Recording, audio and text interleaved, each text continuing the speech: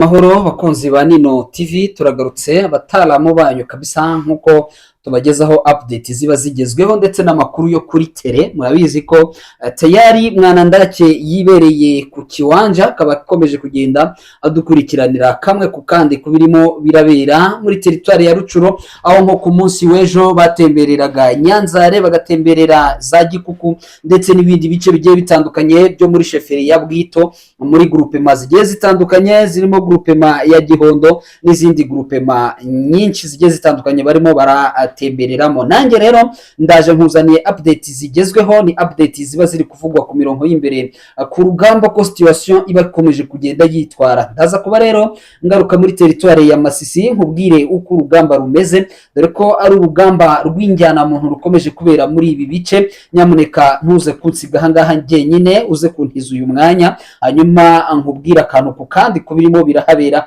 Ni nako kandi ndibuze kukubwira ko kuva mu masaha ya 11 za mu gitondo muri territoire ya Kabare ibintu bitoroshye n'akana gatoya, dore ko ibitero byagabwe muri axe eshatu muri Kabare. Nimvuga territoire ya Kabare uzahite wumva ikibuga cy'indege cya Kavumu, iki kibuga gikenewe ku bubi no kubwiza. Ari nako kandi babigerageje mu minsi ibiri ishize bikaba byarabananiye. Nkuzaniye operation zirimo zirabera hehe, uraza kuhamenya. Ndaza kuba nsimbukira imurenge ndebe ubwo ni Minembwe tayari iyo minsi Murenge, kuko hari ahantu hitwa imurenge Murenge, akaba imurenge akaba ari muri groupement ya Kigoma muri shifri y'Abafuriro, ariko akaba Iminembwe en soi hejuru muri yo plateau. Ndaje nkubwire mu by'ukuri uko bihagaze, cyane cyane kubijyanye na Mikenke yakomeje kuriza ikitwa coalition, ariko ari nako bahimba inkuru zikomakomeza ivuga ko iyi Mikenke bongeye kuyisubiza ku munsi w'ejo, bigatangazwa cyangwa se bikabihurizo mu gihe cyo leta ya Kinshasa irega M23 kwigarurira Mikenke, hanyuma coalition yo ya Wazalendo ikavuga ko iri muri Mikenke. Ni kwa kundi nasomye bwanyaraho, nasomaga ibinyamakuru byabo, nkunze kubisoma cyane pe, nsanga ni groupe d'autodefense Maimai niko yitwa, ni na byabandika kuri social media cyane cyane kuri Facebook, bavuga ko ngo Katogota ngo bayikoze ngo bayifite. Agarajatse guseka, nari jyenyine nseka, abari kunyumva bari kuvuga bati se usekejwe n'iki, bigenze bite, nta muntu muri kumwe, nta muntu murimo muravugana, ngo Katogota barayifite ngo ndetse ngo na M23 yatangiye guhunga Kamanyura. Imbuga nkoranyambaga mwebwe mudukurikira, nyaboneka mujye mumenya inkuru musanze ku mbuga nkoranyambaga, pourquoi pas rega n'ibi binyamakuru n'izi YouTube dukorera, bibasaba kugira ngo niba inkuru ikurikiye ugerageze nawe kuyishungura. Ese iyi nkuru ihuriye n'ukuri, source d'information uyu nguyu yarimo atanga yayikuye, isoko y'amakuru ye ni iyi. Reko buri wese aba afite drone, buri wese aba afite drone, ko drone zanjye zampaye drone, buri wese aba afite drone kabisa. Bo ariko niko bimeze, no gukurikira mu muri abantu bakuru, nyamuneka mujye mwumva ibyo mukurikira, mujye mumenya. Hari n'ababicara bakiga ati harya ngiye kuvuga iki, yakora cooperation kari buze gushitura abantu, ko abantu bakunda byacitse. So si cyo tugamije rero, twe cyo tugamije ndaje nkubwire ibiri muri Mikenke n'ibirimo birahabera, dore ko ifatwa rya Mikenke ndetse byateye pression kuri Rwitsankuku. Ku makuru y'ejo twari twavuze ko nayo ishobora gufatwa, ariko byarangiye idafashwe, n'ubu tuvugana ntabwo irafatwa, ndetse bikaba byaexerce pression ikomeye cyane kuri Kwezero, kabyatumye Colonel Makerere yirasa. Uyu Colonel yirashe kuri izo mpamvu ndabigarukaho nabyo mu buryo burambuye. Ntiza umwanya rero kugira ngo ibi byose mbikuvira imuzi, kugira ngo n'ubundi ntabwo dutinda hanga dukubita tubangura, bari iminota mike kabisa, ubundi tukakugwereza umwanya n'amakuru abagezweho. Amakuru dufite ni imirwano iramukiye mu bice bigiye bitandukanye bya territoire ya Masisi kuko yiriwe ku munsi w'ejo. Ku munsi w'ejo hari imirwano ikomeye, abantu batayifata nk'imirwano yoroshe kuko defense za Kawere zaratwitswe.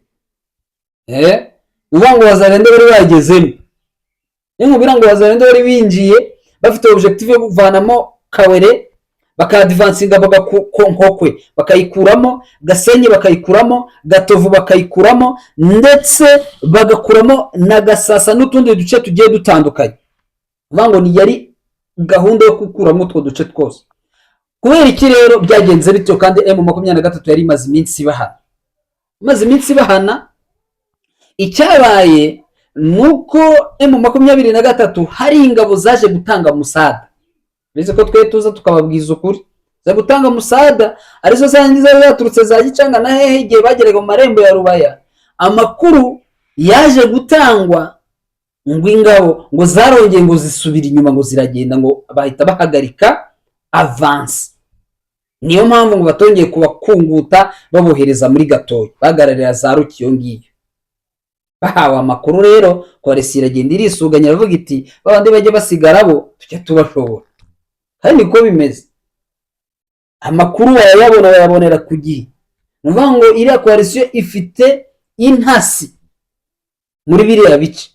Ngicyo ni nyikubwira ngo bafite intasi, ntihagire unyumva nabi, banyakubahwa niko bimeze, barazifite haba mu baturage. Je ne sais pas wenda niba no mu bayobozi b'inzego z'ibanze bashobora kuba barimo, ariko bafite intasi bababwira ko hari force zigiye kuvuga bati barabasigaye, umubare wabo ushobora kuba ari uyu, dushobora kuza kubataka, ibitero biri similitane, hakabura abahereza abandi umusada, ubundi tukabadivansinga.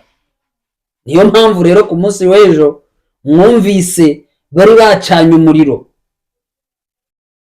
kandi baracyawucanye amagingo ya ngaya. Ariko amakuru mfite nuko M23 yagerageje mu by'ukuri kwihagararaho ndetse inabasubiza inyuma. Ikintu cyo kwihagararaho nicyo turi kwanga kuri iriya coalition imeze kuri iri kwa advancing, ifite intego yo kwinjira muri Rubaya uko byagenda uko ariko kose, kandi muzi ko bamaze iminsi bahabwa amafaranga.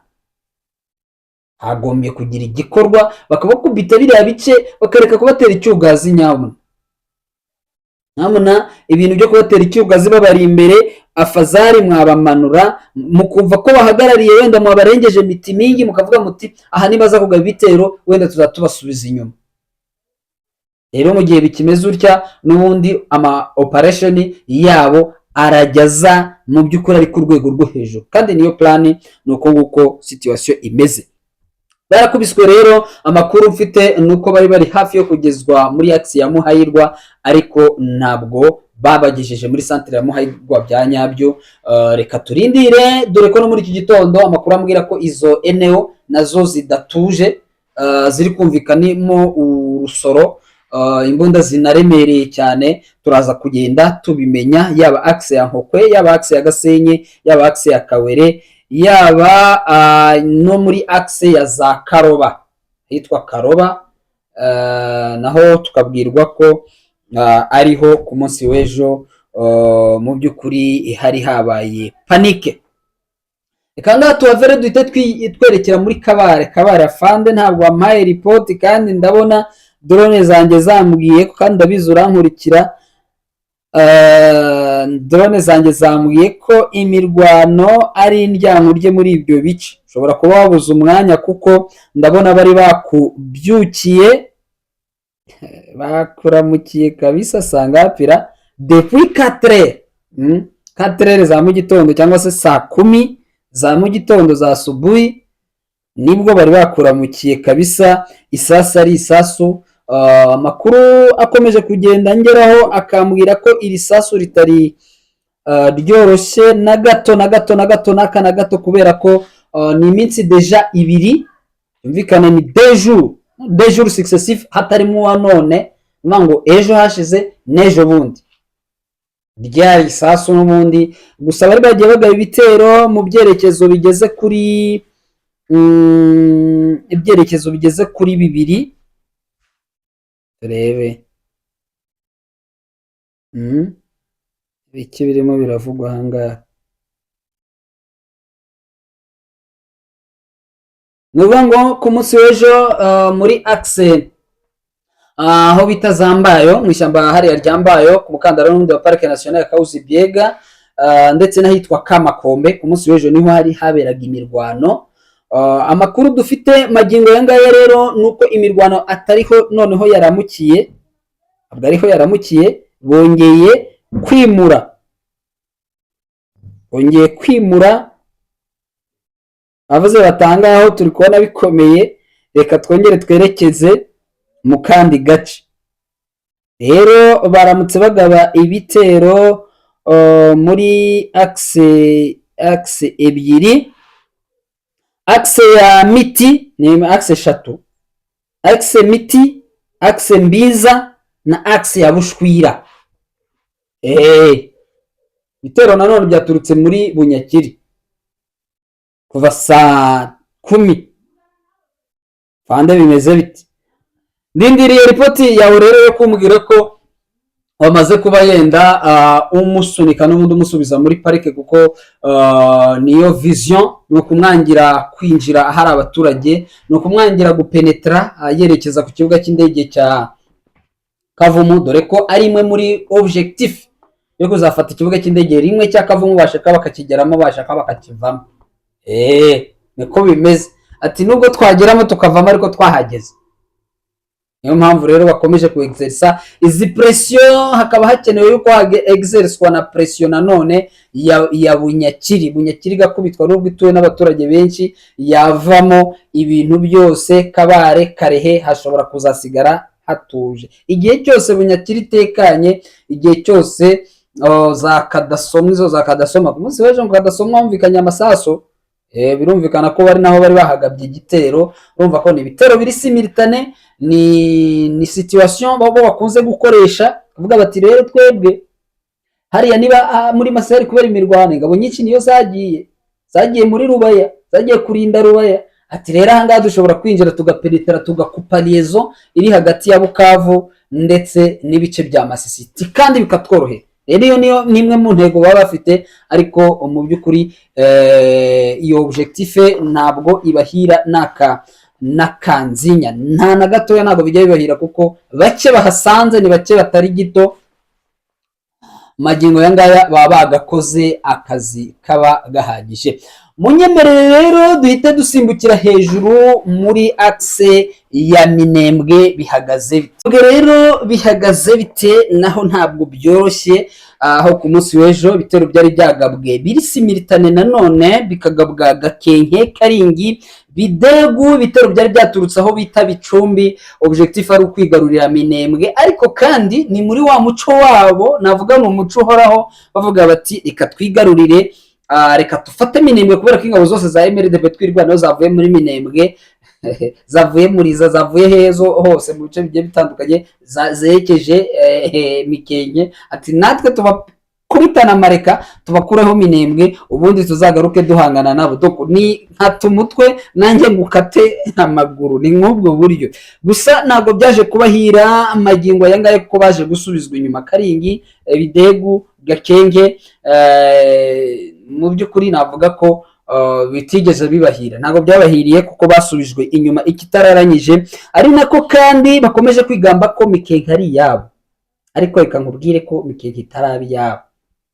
Yego twari twavuze ko Rwitsankuku nayo batangiye kwipakururamo, batangiye kuyivamo, ariko yabereyemo imirwano ku munsi w'ejo ndetse na Mikenke. Nk'uko nabonye Rugabo Fidel, umuvugizi wa MRDP twirwaneho, atangaza, reka turebe umunyapolitike ntabwo ari iyi ngiyi, ndabona umuvugizi wa MRDP twirwaneho Colonel Rugabo Fidel yatangaje ku rubuga rwe rwa X ko abantu 4 b'abasivile bishwe, naho abandi 8 barakomereka ku munsi w'ejo, nabivuze bikomeye mu gace ka Nyarubira muri Mikenke. Nkuko yabivuze, ibyo byatewe n'ibitero bya drone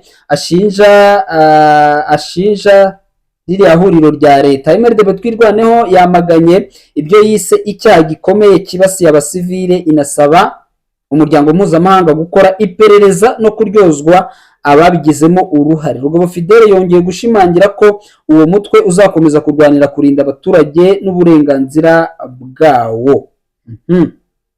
Bumvikana. Hanyuma ibi bikaba nukuvuga ngo coalition yo irimo irigamba Mikenke kuba bayifite, ariko ntayo bafite. Amakuru arambwira ko ku munsi w'ejo urugamba rwa Rwitsankuku rwari indyankurye.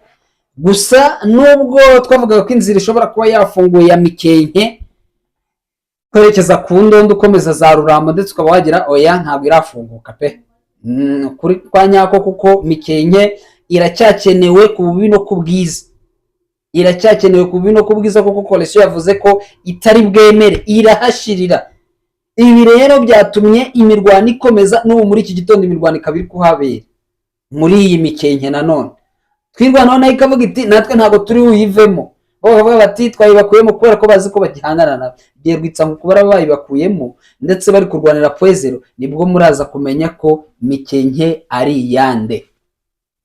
Kibuke ko baba bavuga ibintu ngo no ngo vuba.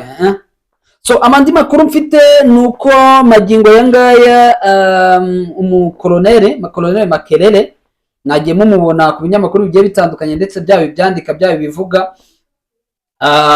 abivuga ko yapfuye, ariko bamwe bakavuga ngo yarashwe na Wazalendo. Yishe ubwe ku giti cyafashe pistol point. Iki gikorwa cy'ubutwa igikorwa cy'ububwa, ariko n'ubundi nta kundi, kuko nuvuga ngo hano muri Kongo yo bakwatsa gace making sure yuko ugomba kujyanwa ndoro. Niba rero Mikenke bari bayimwatsa akabona ko Rwitsa kuko bayigezemo, akabona ko poezero bagiye kuyifata, kandi kuva kuri poezero guhita werekeza kwa Murima ubundi winjira umanuka ujya Baraka, avuga bati ibintu byankomeranye, ibintu nta busobanuro mbifitiye, ati reka nshobore nirangiza kugira nzajye gupfira muri gereza nk'abandi. Yafashe umwanzuro wo guhita yipoeta isasu, ahita yiyica direct ku munsi w'ejo saa 11:30 17h30 nibwo uyu mugabo yipoese ahita ava mu mubiri. Colonel full commandant secteur. Noneho munabyumva, ushobora kuba uri colonel ariko atari wowe uyoboye secteur opérationnel, uvuga ngo ibibera hariya muri kiriya cyerekezo cyose niwe wabibazwaga.